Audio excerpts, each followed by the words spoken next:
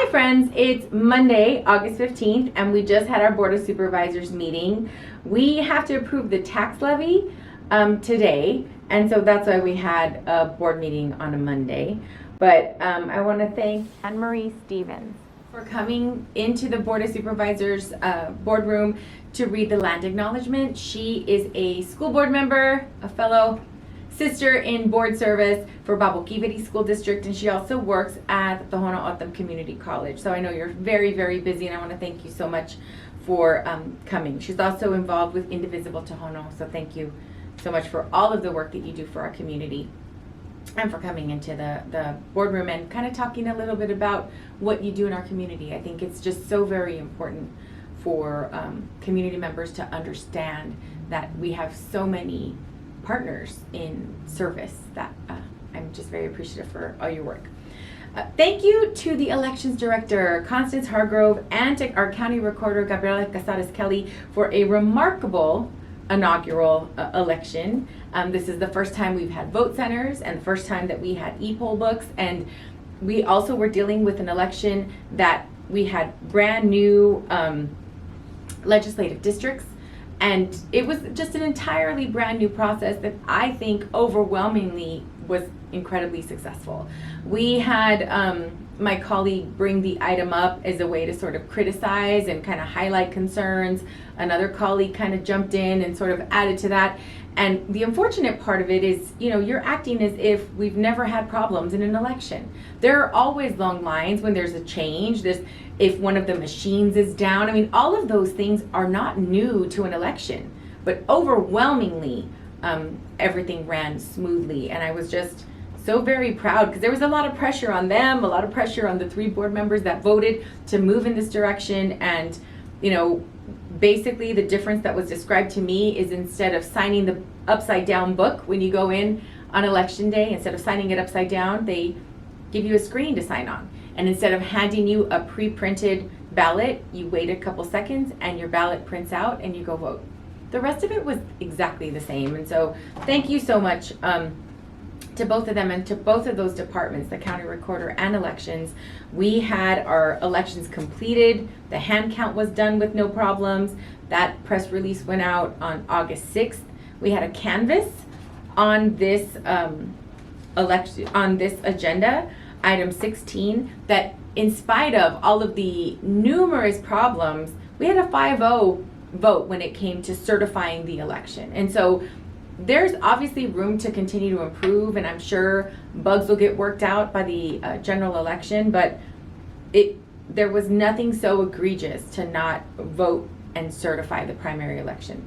And congratulations to all of those that were able to be successful through that process and move on to the general, including my favorite congressman, my dad. Yay, Pops. Super proud of you.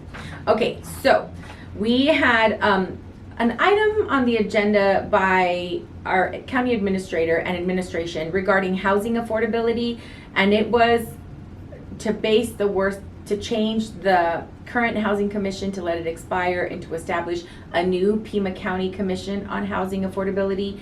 And I don't have strong opinions on that process at all, but a couple of my colleagues did, including explaining why we couldn't just change the charter of the current task force makeup. I did think that it's important for us to have appointees from each supervisor, to have more representation from the city. A couple of my colleagues brought up other concerns that they have for some of the outlying areas, but overwhelmingly our community lives within the city, especially in District 5, and so that's always going to be where I advocate.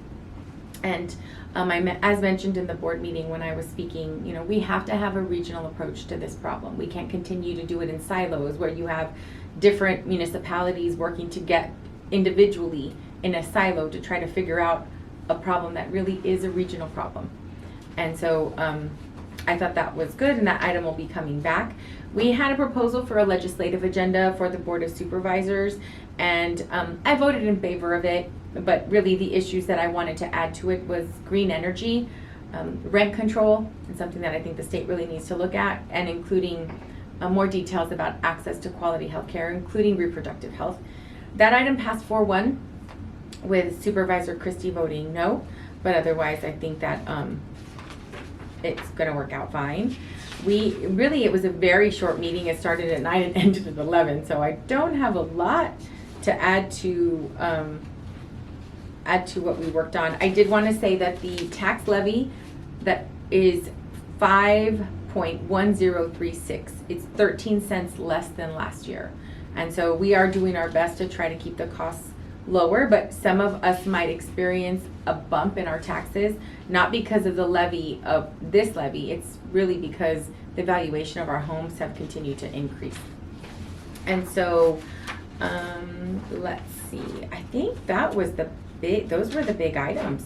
We didn't have a lot of other stuff. We had we requested a pandemic update. Well, an update from the Pima County Health Department on how we're doing with COVID and monkeypox.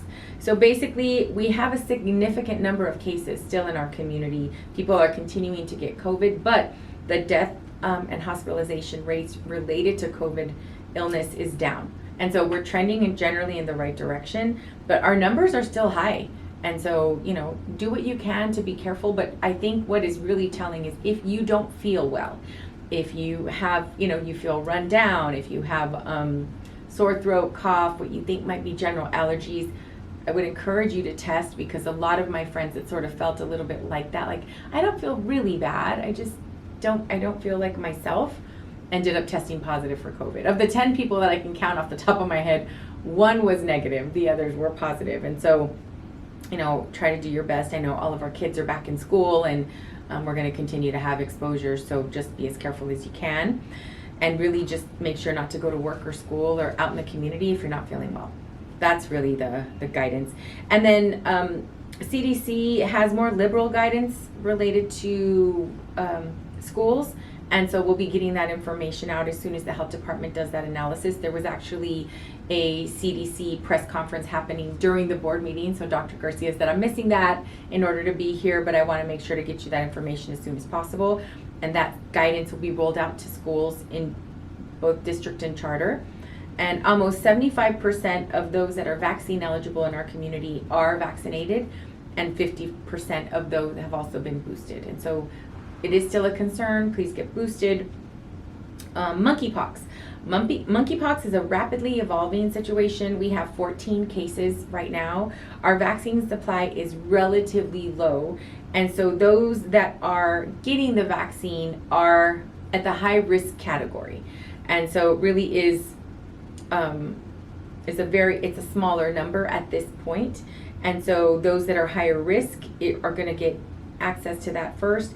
And then Pima County is a hub for other counties, so Greenleaf, Pinal, some of our other counties. And so while we have about 1,900 that has been allocated here in Pima County, some of those are going to be going out to those other municipalities.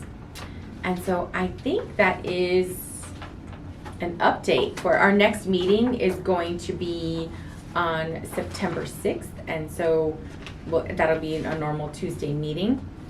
And then we, just because I like to brag, because I think our staff are very creative, we have some goodies that when we are staffing resource events and fairs, we have little fans that say District 5. We have an updated map of all of the cool things that happen in District 5. We have historic and agricultural and architectural treasures, public art, a lot of really cool opportunities. So if you'd like some of these, please let us know. We still have our coloring book, and those are available for any school in District 5 that would like them. Please let us know. We'll be happy to get them to you.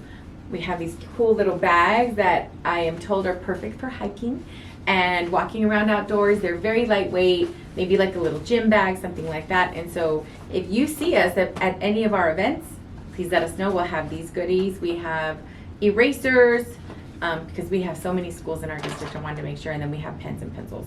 So other than that, stay safe, my friends. Take care. We'll talk soon. Thanks.